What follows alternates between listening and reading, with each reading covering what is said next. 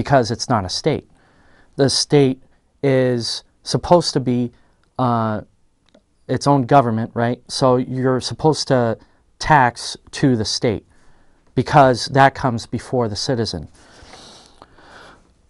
Or, well, technically the other way around. But anyway, so there was, and because of this confusion, there was a Supreme Court case in 1895. Pollock versus Farmer. I'm sorry, Pollock versus Farmers Loan and Trust, and this is 157. Let me explain this. Let me show you. Sorry. All right. New board. This is pretty cool. Anyway. So, go look this up. 157 U.S. 429.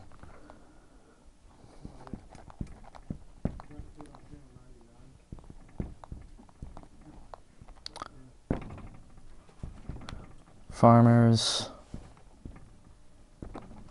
Loan and Trust.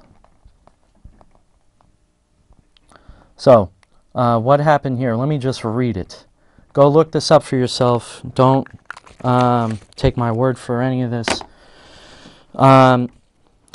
In the Supreme Court case, the court disallowed a federal tax on income from real property.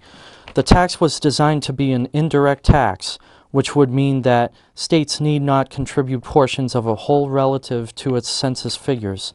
The court, however, ruled that the tax was a direct tax and subject to an apportionment. This was the last in a series of conflicting court decisions dating back to the Civil War.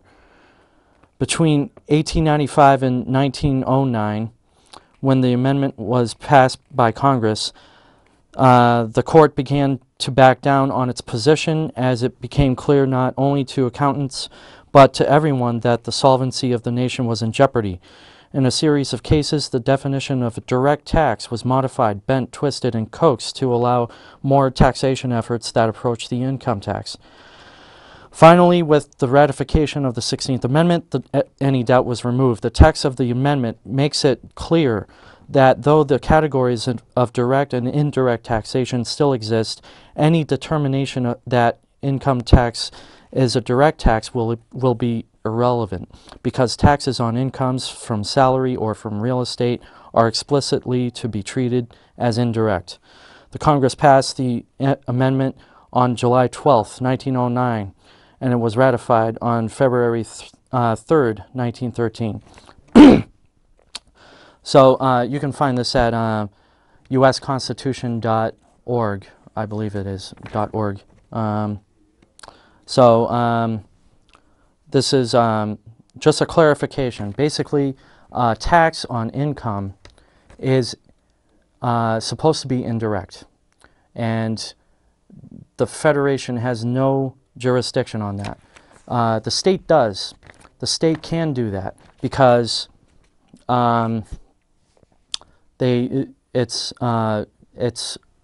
their own citizens, and the idea is you can vote with your feet. You could move to New Hampshire. They're voting on an income tax from what I understand, but you know, you could vote and move to any state that meets your own criteria. If you like what goes on in Massachusetts, stay in Massachusetts. If you want to go to New Hampshire, go ahead. And the idea is the United States is supposed to be one of limited powers. They can only tax on certain things. And the Founding Fathers put this into the Constitution on purpose. You know, they wanted the central government to be very limited, you know, to only have an army and a navy and that kind of thing, and that's it.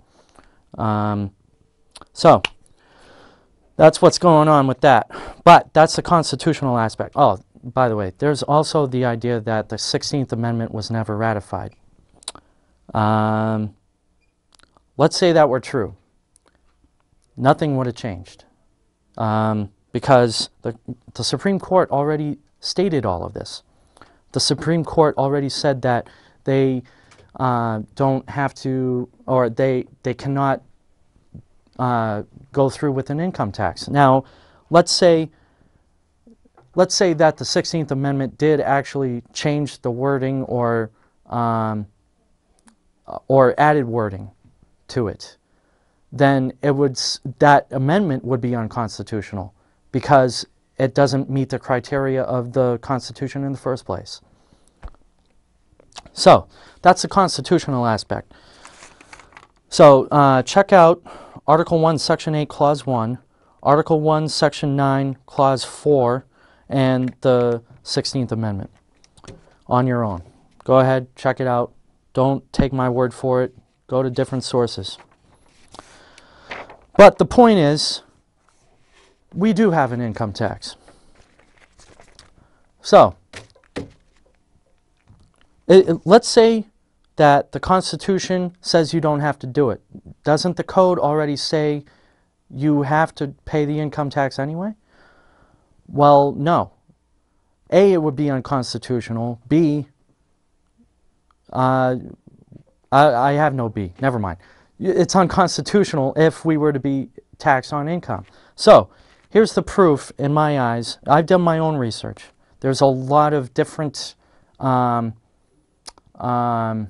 strategies or proofs as to why you don't have to pay an income tax. First, like I said, go to law.cornell.edu/US code/26. That will show you how we don't, or it'll show you the laws. It won't show you how we don't have to do it. You have to do the research yourself. But this is my own research. First, Title 26 is the Internal Revenue Code. Subtitle A is the actual income tax.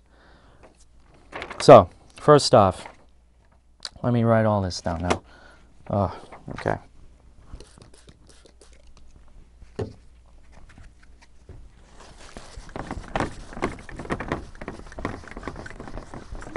All right. Let's try that again. That's better. All right.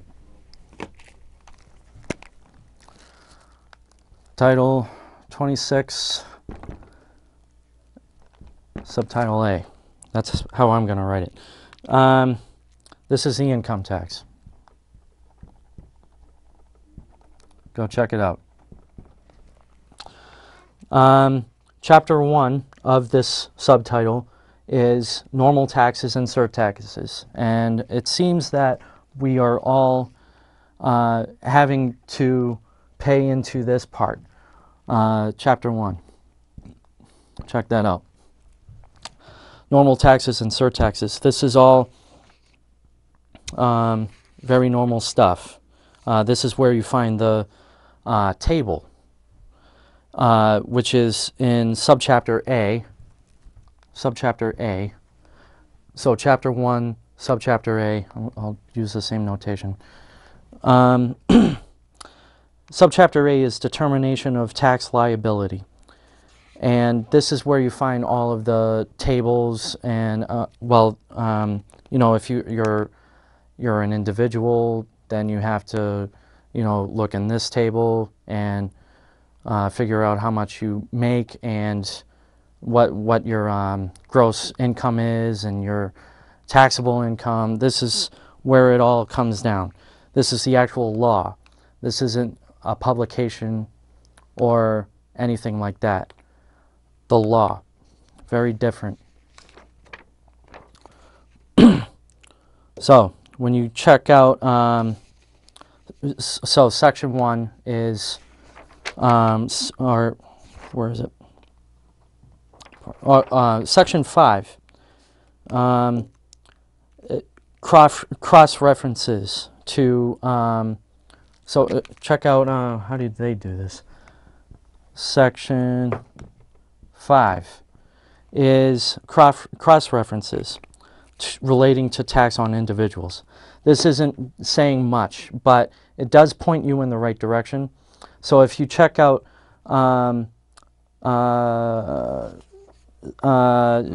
It says Section 5 is cross-references relating to tax on individuals. Part A says other rates of tax on individuals, and Part 3 of that, Part A, is for rate of withholding in the case of non-resident aliens. Now, the only time I've ever seen in the income tax part, any time I've seen withholding is only for non-resident aliens.